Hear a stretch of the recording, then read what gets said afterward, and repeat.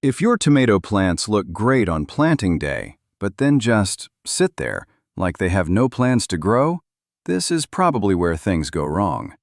It is usually not the planting itself that hurts them. It is what we do in the first week after transplanting. We water too much. We feed too soon. We keep checking, adjusting, fixing, and fussing until the plant never gets a chance to settle in. So today, let's talk about the first 7 days after transplanting tomatoes into the garden, a raised bed, a greenhouse, or a large container. And I want you to remember one simple thing. During that first week, your tomato plant does not need a bunch of extra fertilizer. It needs calm conditions, decent air movement, steady moisture, and time to grow new roots. If you already put compost, worm castings, or a gentle starter fertilizer in the planting hole, do not rush in a few days later with more food. The plant already has what it needs to get started. Your job now is not to push it. Your job is to let it settle. A tomato transplant has just been moved from a pot into a completely different environment. The light is stronger. The wind may be stronger. The soil temperature may be different. In some parts of the country, spring soil is still cold. In other places, especially across the south and southwest, the afternoon sun can be brutal. So do not expect the plant to take off immediately. First, it needs to recover. Then it needs to anchor its roots. After that, it can start growing again. Let's go day by day. On planting day, plant the tomato properly, water it in deeply, and then leave it alone. That first watering is important because it settles the soil around the roots and removes air pockets. But once you have done that, do not come back 2 hours later with more water just because the plant looks a little tired. Do not water again that same evening just to be safe. Do not start thinking, maybe I should give it a liquid feed so it grows faster. No. On planting day, the job is simple. Plant it, water it well, let it rest. Now let's talk about day 1 and day 2 after transplanting. This is when a lot of gardeners start to panic. The plant may not look perky. The leaves may look softer than they did in the pot. On a hot afternoon, the whole plant may droop a little. That does not automatically mean something is wrong. A newly transplanted tomato does not owe you fast growth right away. It is working underground first. So in those first couple of days, do not judge the plant by how much taller it gets. Look at its overall condition. Is the growing tip still alive? Is the stem holding up? Does the plant recover in the evening when the sun goes down? Does it look a little stressed, but still basically healthy? That matters much more than instant growth. And this is where the first big mistake happens. Too much water. People plant tomatoes, water them in, and then water again the next day.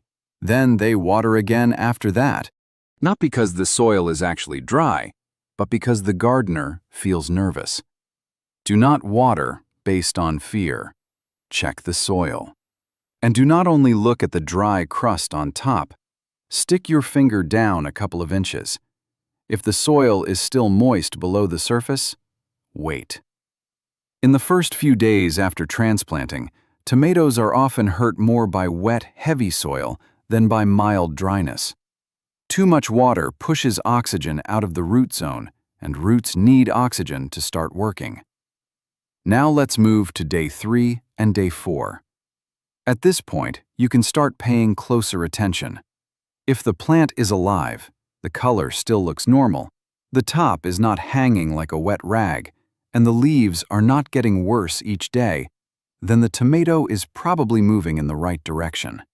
It still may not be growing much above ground. That is fine. A good sign at this stage is not explosive growth. A good sign is that the plant is stabilizing. It looks a little more settled.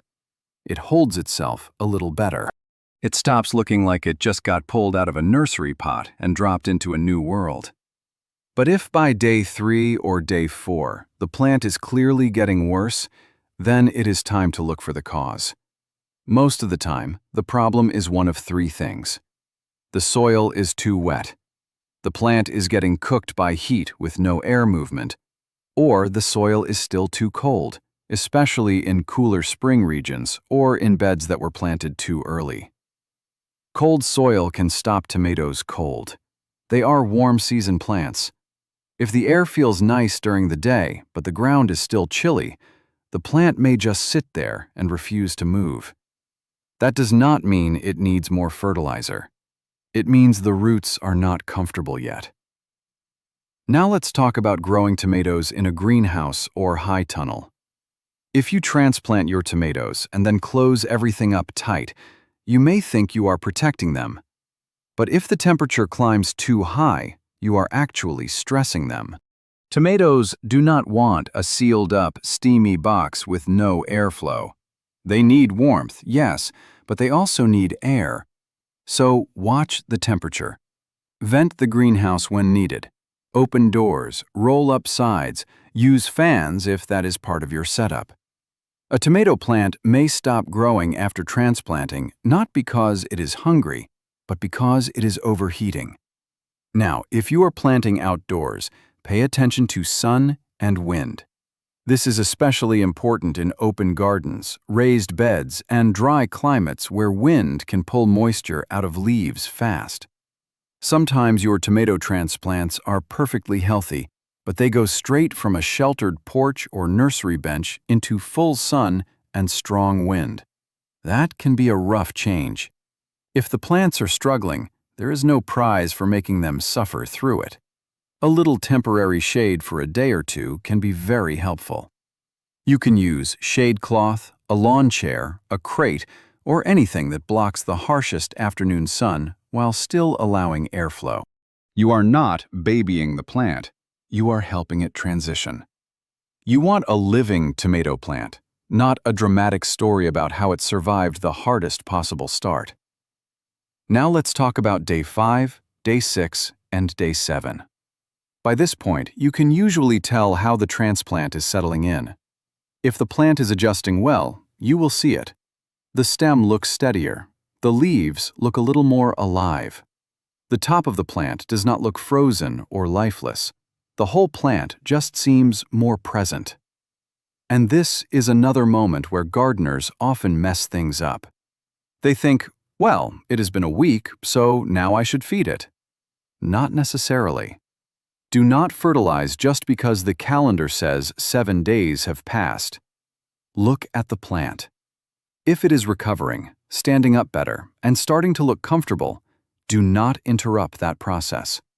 Let the roots keep working. Fertilizer is not magic. If the root system is still stressed, extra feeding can make things worse, especially if you use something strong or apply it to already wet soil. In the first week after transplanting, a tomato plant usually needs less interference, not more. First the roots, then the growth, then the feeding, if the plant actually needs it. And do not rush to cultivate or loosen the soil right up against the stem either. I know it is tempting. You see a crust on the surface, or a little weed, or the soil does not look perfect, and you want to fix it. But right near the plant, those roots are just starting to move into the surrounding soil. Give them a little time before you start poking around. You will have plenty of chances to weed, mulch, and tidy the bed later. For that first week, the goal is not perfect-looking soil. The goal is a plant that gets established. So, let's make this very simple. What is normal during the first week after transplanting tomatoes? It is normal if the plant does not grow much right away. It is normal if it looks a little quieter than you expected, as long as it still looks alive. It is normal if a lower leaf is not perfect, especially if the growing tip looks healthy. It is normal if the plant droops a bit during the hottest part of the day, then looks better in the evening. It is normal if nothing dramatic happens for a few days. But here is what is not normal. The plant gets worse every day. The leaves hang all the time, not just in afternoon heat. The color starts looking bad. The growing tip looks dead or stalled. The soil goes from soggy to rock hard because the watering is all over the place. The greenhouse feels like a sauna. The plant sits in cold, wet soil and never gets a chance to breathe. That is when you stop waiting and start correcting the real problem. So here is the simple first-week plan. On planting day, plant the tomato and water it in well. During the first 2 days, do not panic and do not water again unless the soil actually needs it. On day 3 and day 4, look at the whole plant. Do not demand fast growth. Look for stability. On day 5 through day 7, decide whether the plant is settling in. If it is improving, do not rush in with fertilizer, extra water, or unnecessary work around the roots. That is the whole idea. Do not smother a tomato plant with care. In that first week, it usually needs a steady routine more than it needs another product. Give it air. Give it moderate moisture. Protect it from extreme heat, cold soil, and drying wind when needed. Then give the roots time to grab hold. Now, tell me in the comments what usually happens to your tomatoes after transplanting. Do they sit there and refuse to grow? Do they wilt in the heat? Do the bottom leaves turn yellow? Or do they settle in pretty well? And subscribe if you like calm, practical gardening advice, without the hype and without wasting your time.